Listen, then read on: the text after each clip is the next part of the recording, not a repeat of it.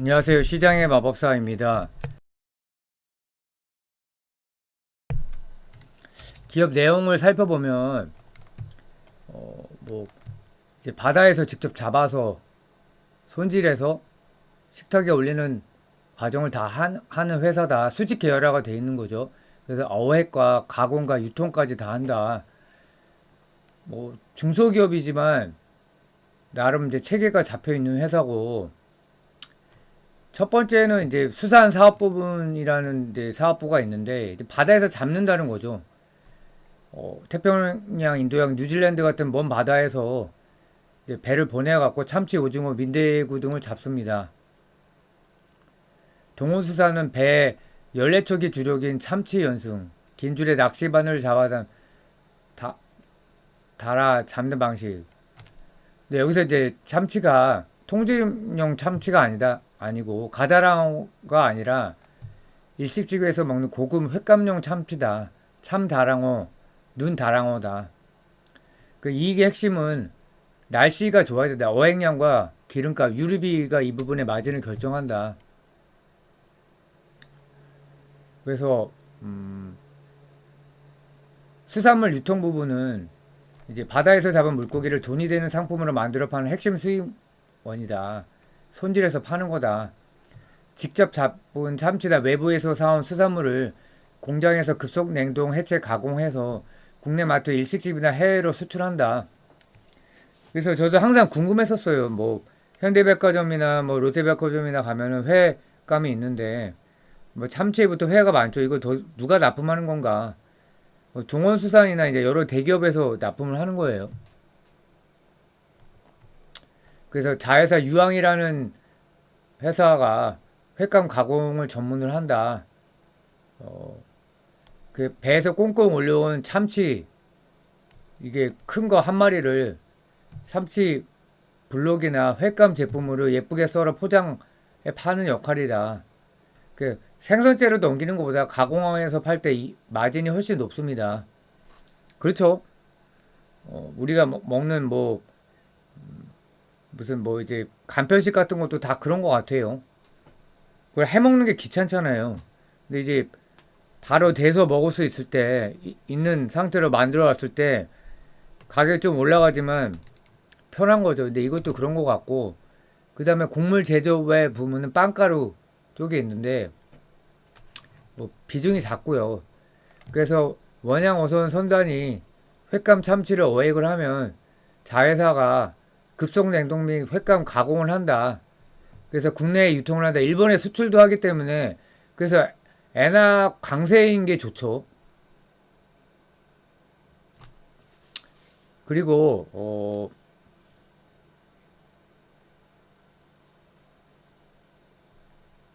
그리고 수직 계열화가 돼 있다. 그리고 그래서 수산사업부 매출 비중이 약 40에서 55%다. 잡는 거, 그 유통 매출 비중 35에서 48%. 이익 비중이 여기까지 아무래도 좀 크겠죠.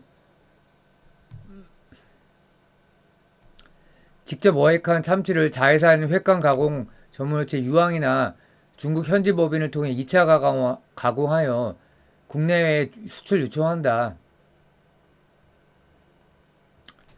어, 그 투자 포인트는 뭐냐? 원료 확보부터 가공 유통까지 수직 계열화 경쟁력이 있다.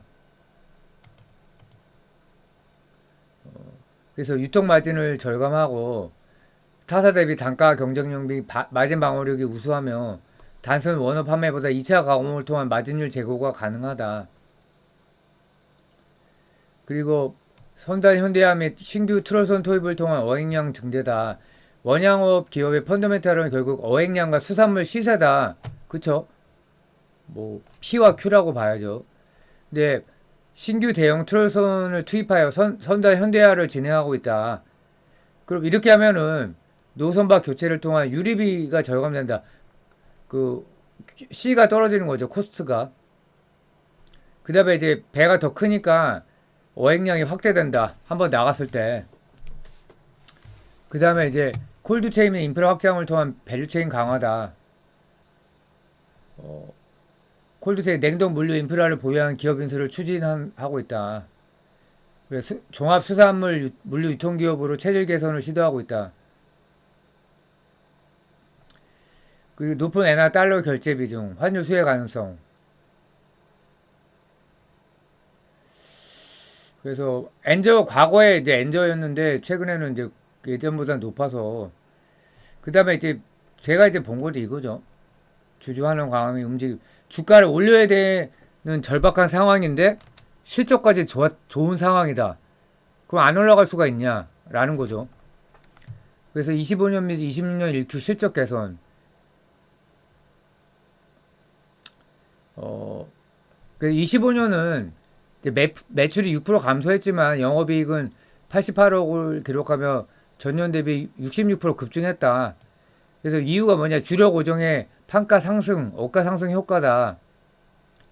선박 유류비나 좋은 미끼가 가격이 상승한 등 코스트 부담이 있었지만은, 그러니까 원가가 더 큰 폭으로 상승했다는 거죠. 금징어 형상. 그래서 여기서 중요한 포인트가 있는 게 우리가 코스트가 올라가면은 이제 아, 실적 좋아질 수 있나 걱정을 하지만 원가가 더 많이 상승하면 괜찮은 거죠. 그리고 고부가가치 중심의 사업 구조로 전환을 했다. 단순 어획한 그대로의 생선 판매 비중을 줄이고 자회사 유황 등을 통한 횟감용 장치를 2차 가공 유통하는 고부가가치 제품 중심의 전략이 주요했다. 1분기도 어닝 서프라이즈를 기록을 했어요. 근데 매출은 감소를 했어요. 근데 여기 이제 표현이 좀 잘못된 것 같아요. 매출 회복 기조 진입은 아니죠. 매출은 두 자리나 감소했고, 근데 이제 영업이익이 크게 늘어났단 말이죠. 어,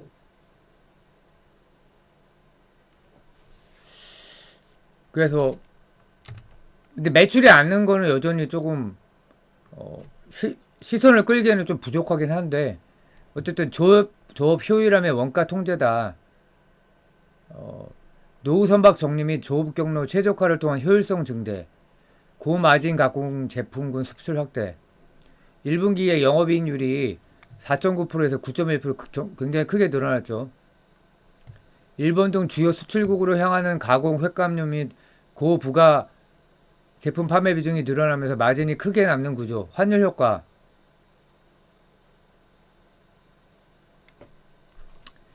그래서 또 하반기부터 근데 매출 성장이 가능하다고 해요. 이게 사실 중요한 포인트죠. 매출이 늘지 않으면은 인정을 안 하는 지금 분위기여서.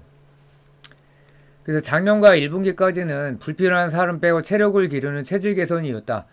2분기까지도 그럴 것 같아요. 잡히지도 않는 고기를 무리하게 잡으려고 배를 띄우지 않고 그러면 이제 유리비가 적게 드는 거죠. 고마진 제품, 횟감 가공품 중심으로 팔았기 때문에 영업이익은 급증을 했다. 진짜 성장할 수 있는 핵심 근거 두 가지. 세배 커진 끝판왕 신형배, DW 노바의 실적 반영. 물고기를 더 많이 잡, 큐가 늘어나면 되는 거죠. 최신형 대형 트롤선인 DW 노바오를 하반기부터 바다에 투입한다. 기존의 낡은 배들과 다르게 고기를 저장하는 창고와 배의 힘, 어창과 마력이 기존 배보다 3배나 크다. 일단 더 많이 잡을 수 있고 왔다 갔다 할 필요가 없는 거죠. 왔다 갔다 하면 기름값 들고 조업 시간도 절약되고 그러니까 매출 볼륨이 위로 튀어오르게 된다. 그래서 성장을 하게 된다는 거죠. 그리고 고기 가격의 구조적 상승, 기후변화와 각국의 규제 때문에 전 세계적으로 수산물 공급이 줄어들면서 오징어나 고급 횟감, 참치 같은 주력 어종의 원가가 계속 높은 수준을 유지하고 있고 이제 신형 배가 투입되면 큐가 늘어나면서 그렇다는 거죠. 그래서 일단은 경영 효율화를 통해서 영업이익률을 올렸고 하반기 이후에는 이제 뭐 캐파가 증설되는 그런 효과인 거죠. 근데 실적 변수가 뭐냐? 유가 선박용 연료유를 쓰기 때문에 유가가 오르면 당연히 좋지는 않은데 근데 원가가 더 많이 오르면 기름값이 올라 조업 환경이 나빠지면 수산물 공급이 줄어든다. 그러면 이제 원가가 또 오르기 때문에 어, 유가 유류비가 5% 올랐는데 원가가 20% 가까이 뛰면은 마진율이 좋아진 거죠, 결과적으로. 그래서 뭐 유가 급등하면은 실적이 나빠져서 주가가 떨어지고 이렇게 공식처럼 얘기할 수는 없다. 그 신용배의 연비 효과, 에너지 효율이 좋다. 연비가 좋으면서 또 캐파가 3배고 그 Q가 늘어나면서 C는 떨어지는 거죠. 코스트는. 근데 글로벌 원가가 이제 가장 중요하고요. 시적 변수에. 참치 오징어가 시장에서 얼마에 팔리느냐. 그 기후가 변수인데, 그다음에 환율이 이제 높아야 되고,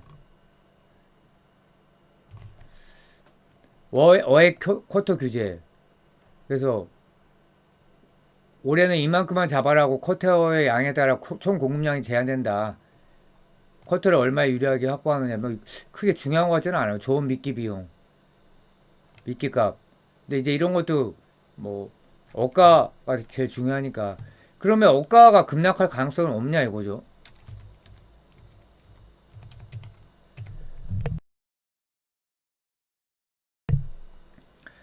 근데 참치 억가 구조를 보면은 통조림용과 횟감용의 차이가 있다 이거죠. 근데 통조림용은 가다랑어인데 이게 이제 가격 변동성이 크다는 거죠. 동원산업, 사조산업의 주력인데 전 세계 어획량이 많아서 기후변화나 유가 공급량에 따라 가격 변동성이 매우 크고 폭락 위험도 종종 존재합니다. 근데 횟감용 참치, 눈다랑어, 참다랑어는 동원수산의 주력 어종인데 고급 밀식용으로 쓰이며 원가 변동성이 가다랑어보다 훨씬 낮고 단가가 매우 견조하다. 그 단기간에 폭락하기 힘든 세 가지 이유가 국제수산기구의 엄격한 어획 쿼터 제한, 고급 참치는 무제한으로 잡을 수 없다. 쿼터를 제한한다. 이제 억가 폭락이 일어날까봐 이렇게 이제 기구가 이렇게 여기서 리딩을 하는 거겠죠.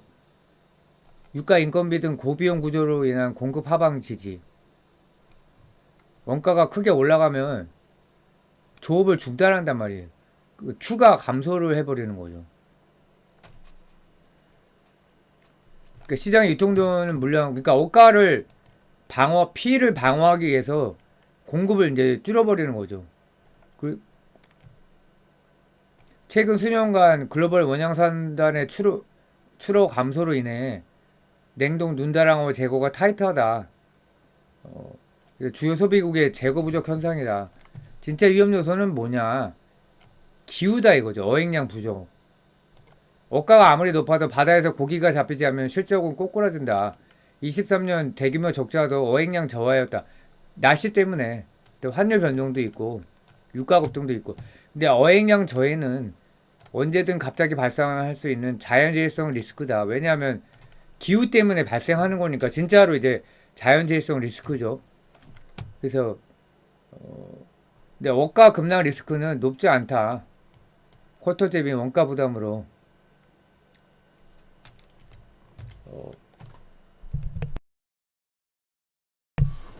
그래서 지금 시총이 250억인데 단기간으로 이제 18 거래일이 남았나요? 그 내에 시총 300억 이상을 한 번이라도 찍어야 되고 그 다음에 또 300억 이하로 내려가면 또 유지를 해야 되는 거죠. 살 돌리는 거죠. 그래서 이제 근데 2분기가 잘 나올 거기 때문에 뭐 올라간다 칩시다. 근데 이제 뭐 20%도 괜찮지만 내년 초부터 코스피는 시총 500억 이하는 관리 종목 지정 후에 이제 뭐 45거래일 연속으로 미달하면은 뭐 이제 퇴출되겠죠. 그러면 이제 목표 시총은 500억이다. 이렇게 보는 게 맞는 것 같아서 그러면 이제 현재 주가 대비 2배 이상 상승 여력이 있는 거죠. 그래서 지금 이제 시장의 주력이 뭡니까? AI잖아요. 근데 처음에 엔비디아가 이제 그런 핵심 회사였다가 뭐 이제 전력 인프라 막 효성중공업이나 이런 회사가 막 난리가 났었죠. 주가가 막 20배 올랐나요? 30배 올랐나? HD 현대일렉트릭. 그러다가 이제 작년 9월부터 삼성전자 하이닉스가 막 미친 듯이 올랐죠. 그러다가 7월 달에 이제 대폭락을 했단 말이에요. 반토막이 났었죠. 하이닉스가. 그러다가 이제 반등을 하고 있는 상황인데, 뭐, 조선, 방산, 원전도 속하지 않지만은 철저히 개별주로서 매력이 과연 있냐. 이제 개별주를 투자할 때 리스크가 있잖아요. 시장에서 관심권 밖인데 오를 수 있냐. 저는 오를 수 있다고 봅니다. 이거는 왜냐면 최대주 그 경영진이나 최대주주 입장에서 상패를 필사적으로 방어를 해야 되기 때문에 어, 이미 이제 내부자 매수를 발표를 했고요.